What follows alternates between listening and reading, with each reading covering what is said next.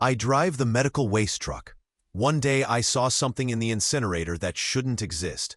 The incinerator runs at 2,000 degrees Fahrenheit. At that temperature, nothing survives. Biological waste, surgical materials, contaminated plastics, all of it turns to ash and smoke and gets filtered through scrubbers before it ever touches the outside air. I've been doing this job for 8 years, and I've seen everything go into that furnace. Everything gets reduced to the same gray powder. Everything burns. Everything except what I saw on a Tuesday morning in October that made me question everything I thought I knew about the hospital I serve. My name is Marcus Webb, and I'm a medical waste disposal technician for Riverside Medical Center, which is a fancy way of saying I drive the truck that picks up all the things hospitals can't just throw in a regular dumpster. Amputated limbs, contaminated bedding, used surgical instruments, expired medications, biological samples. They don't want to know that somewhere, someone like me is handling the physical evidence of their surgeries, their illnesses, their bodily fluids. But that's fine. I prefer working alone anyway. My route starts at 4:30 a.m., before the sun comes up, before the day shift arrives, before the hospital really wakes up. I drive a specialized truck with a sealed cargo area and make my rounds through 6 different buildings. The main hospital, the surgical center, the pathology lab, the research wing, the psychiatric facility, and the cancer treatment center. Each building has designated waste collection points, color-coded bins for different types of hazardous materials, red bags for infectious waste, yellow bags for anatomical waste, black bags for pharmaceutical waste. Everything is labeled. Everything is tracked. Everything follows strict protocols established by the EPA and OSHA and a dozen other alphabet agencies that make sure we're not creating a biohazard nightmare. Load the truck, drive to the incinerator facility 3 miles from the hospital, unload into the sorting area, feed the waste into the furnace in the correct order based on burn temperature requirements, monitor the gauges, clean the equipment, repeat. 5 days a week, 50 weeks a year, for 8 years. I'd done the math once. I'd burned approximately 4,000 tons of medical waste in my career. That's roughly the weight of 35 full-grown blue whales, all reduced to ash on my watch. The incinerator facility is a squat, windowless concrete building surrounded by a chain-link fence with razor wire. It sits in an industrial area between the hospital campus and the municipal water treatment plant, far enough from residential neighborhoods that nobody complains about the smell. Not that there's much smell. The filtration system is state-of-the-art. But still, people don't like knowing there's a giant furnace burning body parts a quarter mile from their homes. I finished my collection route by 6:15 a.m., right on schedule. The truck was full, but not overloaded. Maybe 2 tons of waste. Pretty standard for a Tuesday. I pulled into the incinerator facility, logged in with Eugene, who barely looked up from his phone, and backed the truck up to the loading dock. The sun was just starting to come up, that gray pre-dawn light that makes everything look washed out and unreal. I put on my protective gear, heavy rubber gloves, face shield, respirator, full body coverall. Even though the waste is bagged and supposedly contained, you don't take chances. I've heard stories about guys in this job getting stuck with contaminated needles, exposed to drug-resistant bacteria, infected with things that modern medicine can barely treat. One guy, before my time, supposedly contracted a prion disease from improperly packaged brain tissue. Spent his last 2 years slowly losing his mind while his brain turned to sponge. That story might be bullshit. This goes in first because it needs the highest temperature and the longest burn time. I was feeding bags into the furnace hopper, watching them drop into the flames through the reinforced glass viewing port, when I saw it. At first, I thought it was just a trick of the light, the way flames can create shapes and shadows that look almost meaningful. But then, it moved. Inside the furnace, in the middle of 2,000-degree flames, something was moving. I stopped feeding waste and just stared through the viewing port. The flames were doing what flames do, consuming everything. But there was something in there that wasn't burning. It was roughly the size of a basketball, dark and writhing, and it seemed to be pulling itself through the fire like it was swimming.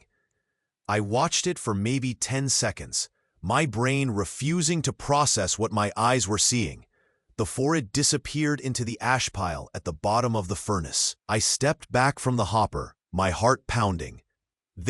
Nothing. The temperature is monitored constantly, regulated by computer systems. If something went wrong, if the furnace wasn't reaching proper temperature, alarms would sound. But everything was normal. The digital readout showed 2012 degrees Fahrenheit, well within operational parameters. Maybe I'd imagined it.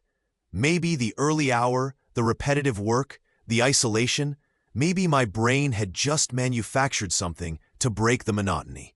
I've been doing this job for 8 years without incident. I was tired. That was all. I continued feeding waste into the furnace, but I kept glancing at the viewing port, watching the flames, looking for any sign of that dark, impossible shape. Nothing, just fire and ash and the steady consumption of biological material. By 7:30, I'd processed the entire load. The furnace was cycling down to its maintenance temperature. Everything was normal, except I couldn't shake what I'd seen. Couldn't stop thinking about it. Hello, before we continue with this incredible story, I have an important warning. Many subscribers have reported that YouTube removed their subscriptions without prior notice. Take a quick look at the red button below to make sure you're still subscribed to the channel. I don't want you to miss any exclusive content that's coming. And since you're here, give me that powerful like that helps me a lot with the algorithm. Oh, and tell me in the comments from what city are you watching the video. I love meeting each of the amazing people who are part of this community. Your participation makes a difference. Let's interact. Now, where was I? Right, I was standing there in my protective gear, staring at an empty furnace, trying to convince myself I'd imagined what I'd seen. I did something I'd never done before in 8 years of this job. I opened the ash access panel. This is technically against protocol. You're supposed to let the ash cool for 24 hours before removal. Let it cycle through the collection system automatically. But I needed to know. I needed to see if there was anything down there that shouldn't be. The access panel is at the bottom of the furnace, where the ash collects before being transferred to sealed drums for final disposal. I cranked open the heavy steel door, feeling the wave of heat even through my protective gear. The ash pile was still glowing in places, orange and red embers scattered through the gray powder. I grabbed the long metal rake we use for breaking up clumped material and started carefully sifting through the remains. At first, nothing, just ash, exactly what you'd expect. The powdery remnants of what used to be organic matter, now reduced to its most basic form. But then the rake hit something solid, something that clinked against the metal with a sound that ash doesn't make. I carefully pulled it toward the opening. It was about the size of a softball, roughly spherical, and it was completely intact, not burned, not even scorched. It looked almost metallic, but with an organic quality, like polished bone or shell. The surface was dark, nearly black, with a faint, iridescent sheen that caught the light from the furnace, and it was warm, but not furnace hot, just warm, like something alive. I stood there holding my rake with this impossible object balanced on it, my mind racing through explanations. Medical implant, maybe. Some kind of surgical hardware that had been removed from a patient and ended up in the waste stream. Titanium, perhaps? Or some other heat-resistant alloy. That had to be it. Except medical implants don't move on their own. They don't swim through fire like living things. I should have reported it immediately. Should have called my supervisor, followed the chain of custody protocols, documented the anomaly. But I didn't. I don't know why exactly. Curiosity, maybe. Or fear that if I reported seeing something moving in the furnace, they'd think I was losing my mind, failing the psychological fitness requirements for handling biohazardous materials. So instead, I did something incredibly stupid. I took it. I used the rake to lift the sphere out of the ash pile and drop it into an empty metal waste container. I sealed the container, labeled it as routine ash for disposal, and loaded it onto my truck. Then I finished my shift like nothing had happened, logged out with Eugene, and drove back to the hospital to park the truck. But instead of going home like I usually did, I detoured to my apartment with that sealed container sitting in my passenger seat. My apartment is a small one-bedroom in a converted warehouse about 2 miles from the hospital. I live alone. No pets, no plants, nothing that requires care or attention beyond myself. I brought the container inside, set it on my kitchen table, and just stared at it for a long time. What the hell was I doing? I'd stolen medical waste. That was probably a felony. Definitely a firing offense. But I needed to understand what this thing was. Needed to know if I'd really seen it moving or if my exhausted brain had invented the whole thing. I opened the container slowly, carefully, half expecting something to jump out. But the sphere just sat there in the bottom, inert and silent. In the normal light of my kitchen, it looked even stranger. The surface had a texture like nothing I'd seen before, smooth but somehow complex, like it had depth despite being a solid object. I found a pair of barbecue tongs in a drawer and used them to lift it out and place it on a plate. It was heavier than it looked, dense in a way that suggested this wasn't hollow. I estimated maybe 3 or 4 pounds. I took pictures with my phone from multiple angles, then spent the next hour searching online for anything similar. Medical implants, surgical hardware, prosthetic components, research equipment, nothing matched. I found images of cardiac pacemakers, artificial joints, surgical mesh, dental implants. None of them looked anything like this. By noon, I was exhausted but too wired to sleep. I made coffee and sat at my kitchen table, watching the sphere like it might suddenly do something. It didn't. It just sat there on its plate, dark and inscrutable and impossible. Finally, around 2 p.m., I gave up and went to bed. I dreamed of fire and shapes moving through flames, of things that shouldn't exist but did anyway, of burning and burning without ever being consumed. I woke up at 8 p.m., groggy and disoriented. My shift started in 8.5 hours. I stumbled into the kitchen to make dinner and froze. The sphere had moved. It was no longer on the plate where I'd left it. It was sitting on the table about 6 inches away, and there was a small scorched mark on the wooden surface where it had been resting. My first instinct was to run. Just get out of the apartment. Get away from this thing that defied every law of physics and biology I understood. But I forced myself to stay calm, to think rationally. Objects don't move on their own, which meant either someone had broken into my apartment and moved it, which seemed unlikely, or I'd moved it myself in my sleep, which seemed more likely but still disturbing.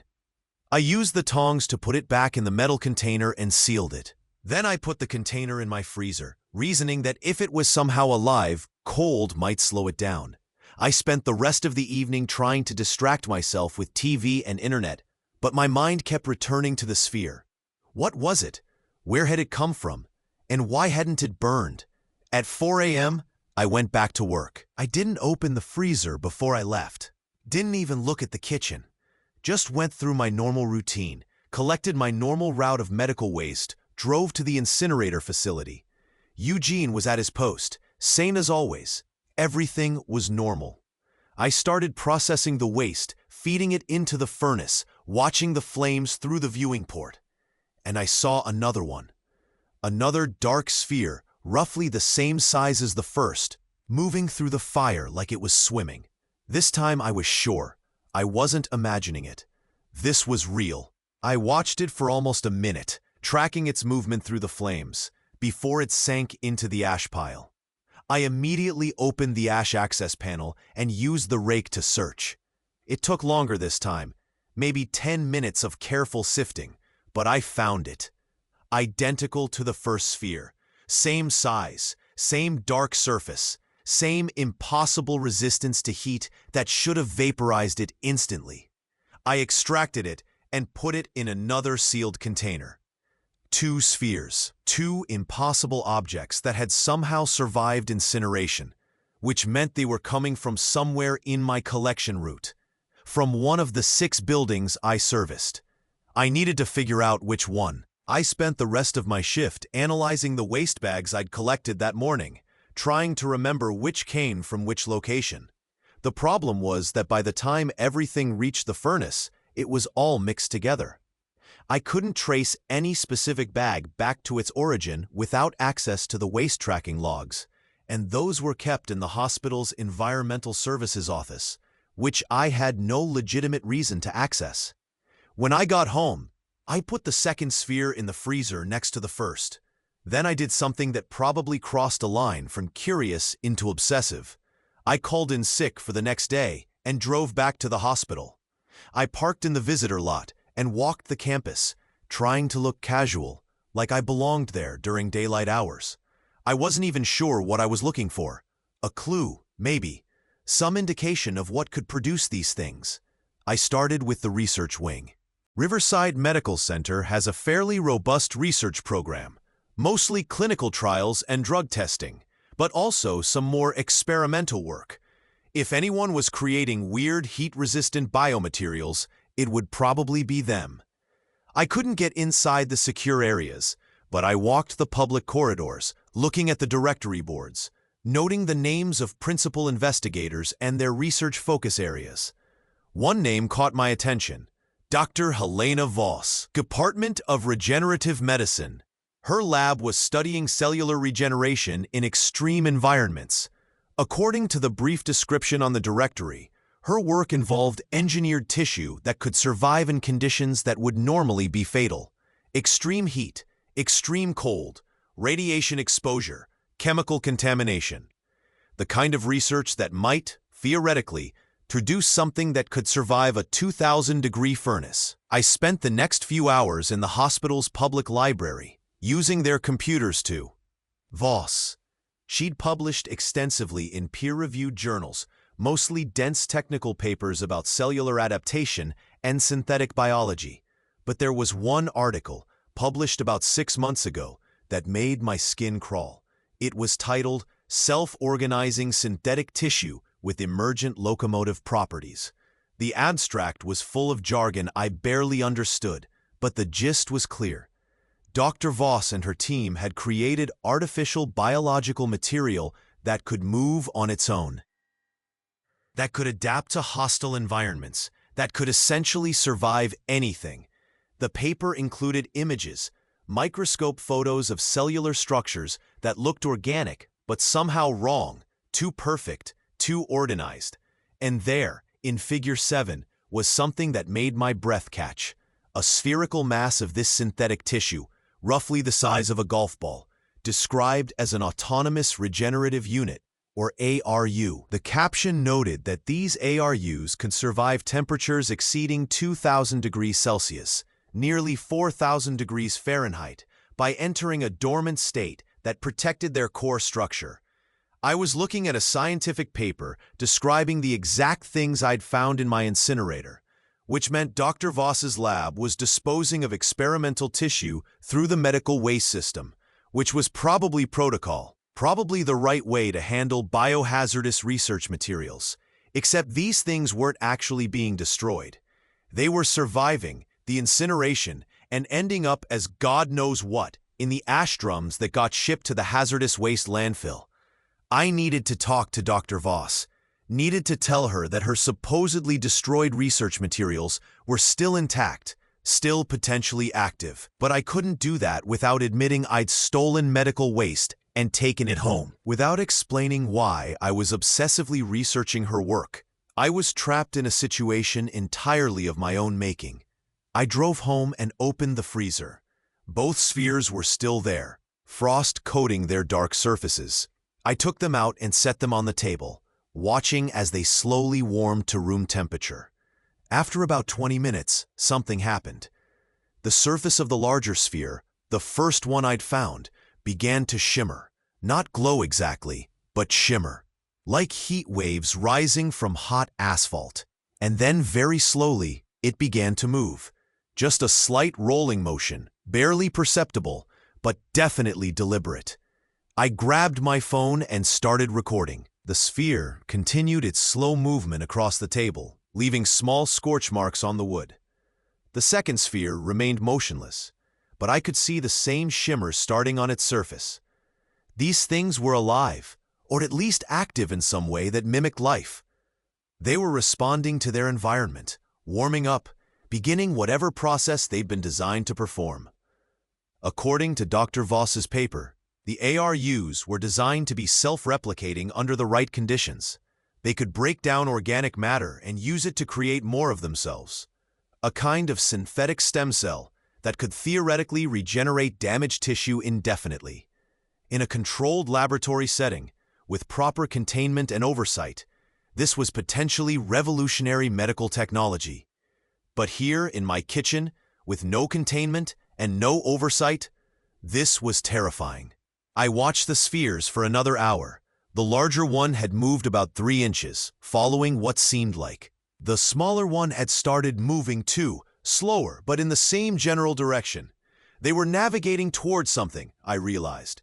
Toward the warmth, maybe, or toward each other.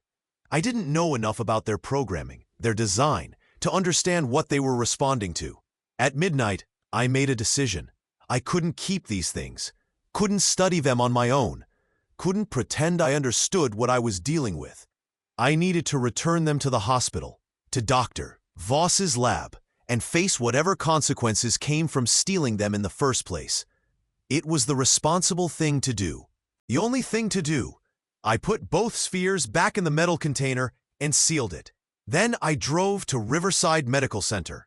The campus was quiet at this hour, just a few lights in the emergency department and the ICU windows. I parked near the research wing and sat in my car, working up the courage to go inside. That's when I saw her, Dr. Helena Voss. I recognized her from the photo on her faculty profile. She was leaving the research wing at 12:45 a.m., carrying a large insulated container. She loaded it into her car, a silver sedan, and drove away. I followed her without really thinking about it, keeping a safe distance, telling myself I just wanted to see where she was going, maybe to another research facility, maybe to her home. But she didn't go to either of those places. She drove out of the city onto a rural highway, into an area I'd never been before. After about 30 minutes, she turned onto a dirt road marked with a no trespassing sign. I stopped my car at the entrance to the road and watched her taillights disappear into the darkness. This was crazy. I was following a researcher in the middle of the night because I'd stolen samples from her lab's medical waste. I should go back, should go to the hospital administration in the morning and explain everything. But something about the way she was sneaking around, the late hour, the remote location, it didn't feel right. I waited 10 minutes, then drove slowly down the dirt road with my headlights off, using just the moonlight to navigate. After about half a mile, I saw lights ahead, a building or maybe several buildings in a clearing surrounded by trees. Dr. Voss's car was parked outside. I pulled over and approached on foot, staying in the tree line, feeling like I was in a bad spy movie. The main building was a large metal warehouse with no windows and no signage. There were several smaller outbuildings, what looked like storage sheds. Everything was well lit by powerful floodlights, and I could hear the hum of generators. This wasn't an abandoned property. This was an active facility, hidden out here in the middle of nowhere. I crept closer, staying in the shadows. Through a partially open door, I could see inside the main warehouse. It was set up like a laboratory, but much larger and less regulated than anything you'd find in a hospital. There were rows of what looked like large aquarium tanks, each one filled with dark liquid and lit from below. And floating in those tanks were spheres, dozens of them, maybe hundreds, all sizes, from marble-sized up to basketball-sized, all with that same dark, iridescent surface. Dr. Voss was there, along with two other people in lab coats. They were moving between the tanks, taking readings, making notes, occasionally using nets to transfer spheres from one tank to another. I watched for maybe 5 minutes, trying to understand what I was seeing, before the reality of it hit me. This wasn't just research. This was production. Dr. Voss was manufacturing these things on a scale that had nothing to do with regenerative medicine or tissue engineering. This was something else entirely. I pulled out my phone and started taking pictures. The warehouse, the tanks, the spheres, everything. I didn't know what it's going to do with the evidence, but I knew I needed it. I was about to retreat back to my car when one of the researchers looked in my direction.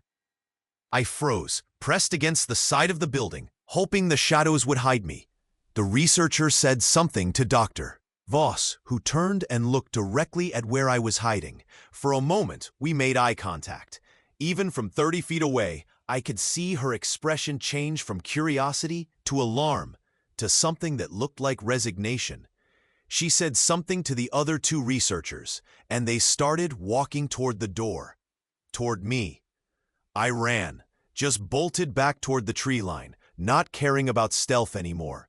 I could hear shouts behind me, could hear footsteps. I reached my car and fumbled with my keys, my hands shaking so badly I could barely get the door open. I started the engine and reversed back onto the dirt road, not bothering with headlights until I was back on the highway. I drove for an hour, taking random turns, making sure no one was following me, before I finally stopped at a 24-hour diner. I sat in a booth in the back, ordered coffee I didn't drink, and tried to process what I'd just seen. Dr. Voss wasn't just researching synthetic tissue. She was manufacturing it in bulk, in an unauthorized facility, for purposes I couldn't begin to guess. And I'd just been caught spying on her. My phone rang. Unknown number. I answered it without thinking. "Hello?" "Mr. Webb," a woman's voice said. "This is Dr. Helena Voss. I believe you have something that belongs to my research program. I'd very much like to discuss returning it to proper containment before anyone gets hurt." My mouth went dry. "How did you get this number?" "Your employment records at the hospital," she said calmly. "Marcus Webb, medical waste disposal technician. 8 years of service. Excellent performance reviews. You've been taking samples from my lab's waste stream. I need you to understand that those samples are extremely dangerous outside of controlled conditions." "They survived incineration," I said. "Your paper said they could survive extreme heat, but I saw them moving. In 2,000-degree flames, they were moving. What the hell are they?" There was a pause. Then she said, "Mr. Webb, I'd like to meet with you, in person, to explain what you've seen and to ensure those samples are properly contained. This isn't about getting you in trouble. This is about safety. Mine, yours, and everyone else's." "Why should I trust you?" I asked. "You're running an unauthorized lab in the middle of nowhere. You're producing these things on a scale that has nothing to do with regenerative medicine. What are you really doing?" Another pause, longer this time. "Please meet with me," she said finally. "Tomorrow morning, 9 a.m., at the Riverside Medical Center cafeteria. Public place, lots of people, completely safe. Just bring the samples and let me explain. If you don't like what I tell you, you can go straight to the hospital administration and report everything. But please, Marcus, give me a chance to make this right." She hung up before I could respond. I sat there in the diner booth, my cold coffee turning to sludge in front of me, trying to decide what to do. Every instinct told me to go to the police, to report what I'd seen, to get as far away from this situation as possible. But I was implicated now. I'd stolen medical waste, followed a researcher, trespassed on private property. I wasn't an innocent witness. I was part of this. At 9 a.m. the next morning, I walked into the Riverside Medical Center cafeteria with the metal container holding both spheres. Dr. Voss was already there, sitting at a corner table with 2 cups of coffee.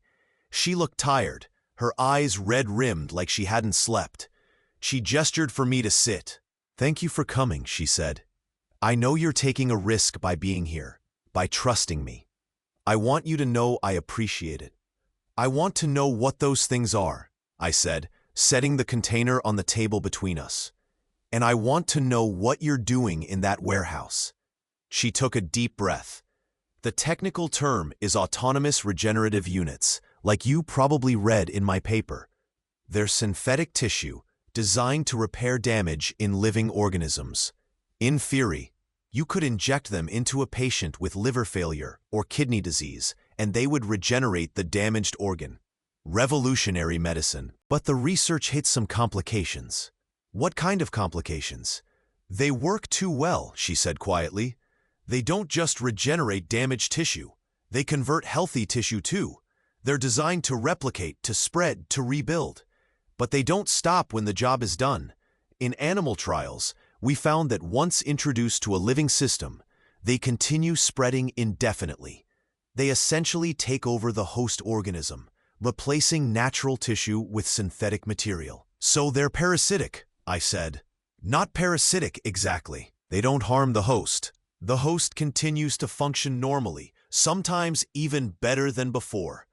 But over time, the entire organism becomes synthetic, becomes something other than what it was." She looked at the container. "We couldn't publish those results. Couldn't report them. The funding sources, the investors, they'd already put millions into this technology. If they knew it was fundamentally flawed, dangerous, they'd shut everything down. So instead, you cover it up," I said. "You keep producing them in secret. Why? What are you planning to do with them?" Dr. Voss shook her head. "It's not what you think. I'm not trying to weaponize them or release them or anything insane. I'm trying to fix them. The warehouse you saw, that's where I'm running controlled experiments, trying to figure out how to program them to stop replicating after they've completed their repair function. I'm close, Marcus. Maybe another 6 months of work, and I'll have solved the problem. Then I can report everything properly, go through the right channels, save this technology." "But you're disposing of the failed experiments through the hospital waste system," I said. "You're sending these things to be incinerated, except they don't actually burn. They survive and end up in the ash. What happens when those ash drums get dumped in a landfill? When it rains and they're exposed to moisture and organic matter?" Her expression darkened. "That's why I need those samples back. The ones that make it through incineration are damaged, compromised. They're not functioning according to their programming. They're erratic, unpredictable.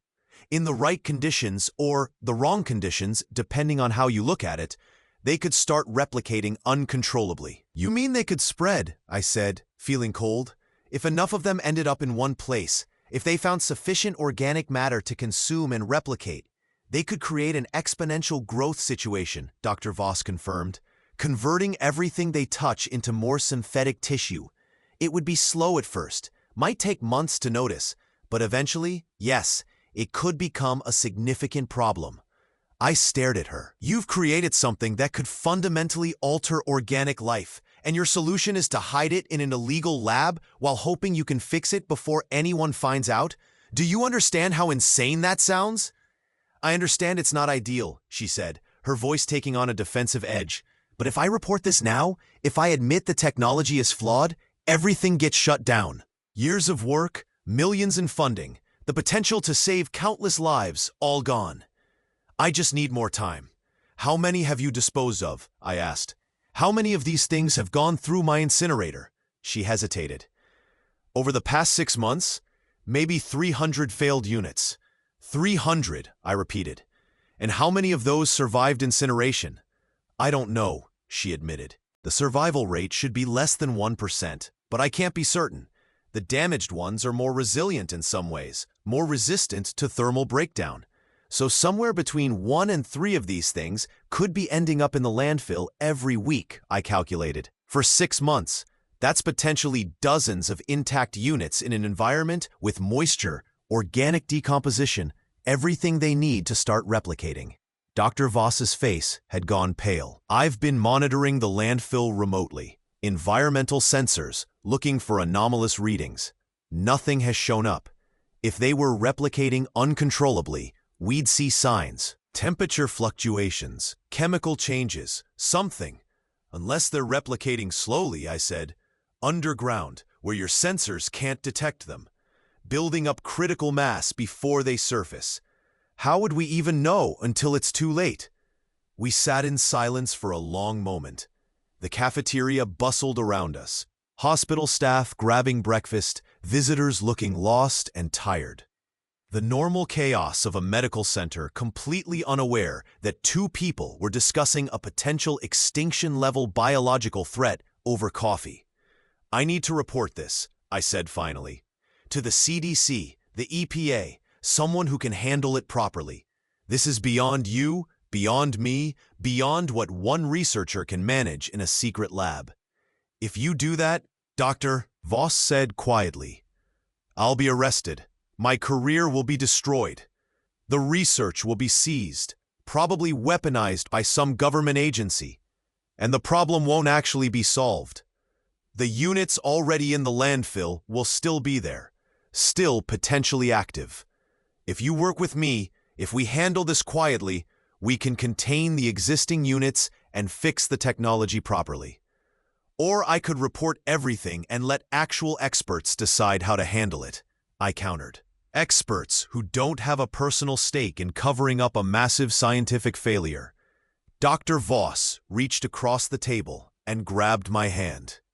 Please, Marcus, just give me 1 week, 7 days to implement a proper containment and retrieval protocol. I have equipment at the warehouse, the capability to track and recover the units in the landfill. We can clean this up quietly, fix the problem, and nobody has to know how close we came to disaster. After that, if you still want to report me, I won't stop you. But please, give me a chance to make this right. I looked at her desperate face, her pleading eyes, and I thought about the spheres in the container between us. Thought about hundreds of similar objects potentially scattered through a landfill, slowly warming in the sun, slowly beginning their programmed replication sequence. Thought about what might happen if this got out, if panic spread, if the media got hold of the story. Maybe she was right. Maybe quiet containment was better than public hysteria. 1 week, I said, but I'm helping. I'm not just handing this over to you and hoping for the best. We do this together, and if anything seems wrong, if you're lying to me about any of this, I go straight to the authorities. She nodded, relief flooding her face. Thank you, Marcus. I won't let you down. We'll start tonight, after your shift. I'll show you everything at the warehouse, explain the recovery protocol, and we'll begin the retrieval operation tomorrow. That night, after finishing my regular route and processing the day's waste, I drove out to the hidden warehouse. Dr. Voss was waiting with her 2 assistants, both of whom she introduced as former graduate students who'd stayed on to help with the unofficial research. The warehouse was even more impressive up close. The tanks I'd seen contained thousands of ARUs at various stages of development. Dr. Voss explained that she was testing different genetic markers, different programming sequences, trying to find the combination that would allow controlled growth and replication. She showed me the tracking equipment, sophisticated sensors that could detect the unique electromagnetic signature of the ARUs. In theory, we could use these to map the landfill and locate every intact unit. The recovery plan was straightforward. We'd work at night, using the sensors to guide us and extract each unit we found. The recovered units would be stored in a specially designed containment vessel that suppressed their activity. Once we'd retrieve them all, she could properly destroy them using a method that it seemed reasonable, it seemed doable. And for 3 days, it worked perfectly. We found 47 intact ARUs buried in the landfill, ranging from marble-sized to softball-sized. Each one we recovered got sealed in containment, marked, and cataloged. Dr. Voss seemed genuinely relieved, genuinely committed to fixing her mistake. I started to think maybe we'd actually pull this off. On the 4th night, Everything went wrong. We were working a section of the landfill about 100 yards from the main access road when the sensors picked up a massive signal. Not a single ARU, but dozens of them clustered together in one location, about 10 feet underground. Dr. Voss looked at the reading and her face went white. "That's not possible," she whispered. "That's showing at least 60 units in direct contact. They shouldn't be clustering like that. That's not part of their programming. Maybe they're damaged units," I suggested. "You said the ones that survive incineration are erratic. Maybe damaged units behave differently. We need to see them," she said. "Need to understand what's happening." She gestured to her assistants, who started setting up excavation equipment, a small backhoe they'd brought for larger recoveries. It took almost an hour to dig down to the cluster. When we finally exposed it, I understood why Dr. Voss looked so terrified. The ARUs hadn't just clustered together randomly. They'd merged, fused into a single large mass about 3 feet across, with dozens of individual spheres visible on the surface like bubbles in foam. And the entire mass was moving, pulsing rhythmically like a heartbeat. "It's self-organizing," Dr. Voss said, her voice barely audible. "They're supposed to do that inside a host organism, but never externally, never on their own. This is an entirely new behavior." As we watched, one of the smaller spheres on the surface detached from the main mass and rolled toward us. Just a few inches, but definitely deliberate. Dr. Voss's assistant moved to pick it up, and she screamed, "No, don't touch it!" But it was too late. The sphere made contact with his gloved hand, and even through the thick rubber, I could hear a sizzling sound. The assistant yanked his hand back, but it was too late. Where the sphere had touched, his glove was dissolving. Not burning, dissolving, breaking down at a molecular level. The sphere had somehow "I don't have the equipment here," Dr. Voss said, her voice shaking. "The chemical treatment requires a full lab setup, precise concentrations, controlled conditions. We need to contain it and transport it back to the warehouse." "There's no time for that," I said. "Look at it. It's growing faster. Every minute we wait, it gets worse." I ran back to my truck and grabbed the emergency equipment I always carried, including a 5-gallon container of industrial cleaning solvent. Highly flammable, dangerous enough that I technically shouldn't have it without special permits. I didn't know if it would work, if it could destroy something that survived a 2,000-degree furnace. But I had to try. I poured the entire container over the merged mass, soaking it thoroughly. The spheres on the surface reacted immediately, writhing and pulsing like they were in pain. Then I pulled out a road flare from the emergency kit, lit it, and tossed it onto the mass. The fireball that erupted was intense enough that I felt the heat from 20 feet away.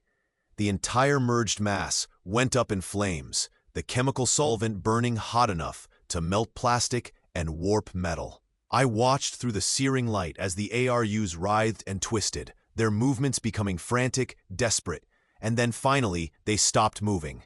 The flames consumed them, broke them down, reduced them to something that actually looked like ash. When the fire finally died down 30 minutes later, nothing remained but a scorched crater and the acrid smell of burned chemicals and synthetic tissue. I checked the sensors. No electromagnetic signatures. The merged mass and all its component spheres were truly destroyed. Dr. Voss stood at the edge of the crater, tears streaming down her face. 8 years of work, she said quietly.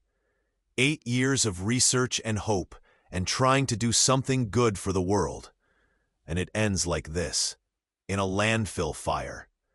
"It ends with us preventing a disaster," I said. "That's what matters." We spent the rest of the night searching for any remaining ARUs. We found 13 more scattered individuals, all isolated, none showing the merging behavior. We contained them, transported them back to the warehouse, and Dr. Voss processed them through her chemical destruction method. By dawn, every intact ARU we could find had been neutralized. The assistant who'd been exposed to the detached sphere survived. The contact had been brief enough that the ARU hadn't had time to establish itself. Dr. Voss treated the affected area with her chemical solution, and within a week, he'd made a full recovery. No synthetic tissue conversion, no lasting damage. We'd gotten lucky. Dr. Voss kept her word. After we'd completed the recovery and destruction operation, she prepared a full report of her research, including the failures, the dangers, and the unauthorized facility. She submitted it to the hospital's Research Ethics Board and to the FDA. She was terminated immediately, her medical license suspended, pending investigation. She might face criminal charges for the unauthorized research. I don't know. But the important thing is that the ARU technology has been properly documented and secured. No more secret experiments. No more hidden warehouses. As for me, I still drive the medical waste truck. Still make my rounds every morning. Still feed hazardous materials into the incinerator. But now, I watch more carefully. I check the ash every single time, looking for anything that shouldn't be there. And I keep that container of industrial solvent in my truck just in case. Because I learned something during those 4 nights in the landfill. I learned that human innovation, human brilliance, can create things that we're not prepared to control. We can engineer miracles that turn into nightmares. We can build tools for healing that become weapons of transformation. And sometimes, the only thing standing between scientific progress and catastrophic disaster is a medical waste disposal technician who pays attention to details that don't quite add up. The incinerator still runs at 2,000 degrees Fahrenheit. But now I know that temperature isn't always enough, that some things, once created, resist every attempt to destroy them. That the line between healing and harm can be measured in degrees, in moments, in the split-second decision to investigate something impossible rather than ignore it. I saw something in the incinerator that shouldn't exist, and in the end, I made sure it didn't anymore. That's enough for me. That's all any of us can do. Pay attention, ask questions, and when you see something wrong, something dangerous, something that threatens everything, you act, even if it costs you, even if it changes you. Even if nobody ever knows what you prevented. Because that's the real job, isn't it? Not just disposing of what remains after medicine does its work, but making sure that what we create in the name of progress doesn't end up consuming us all.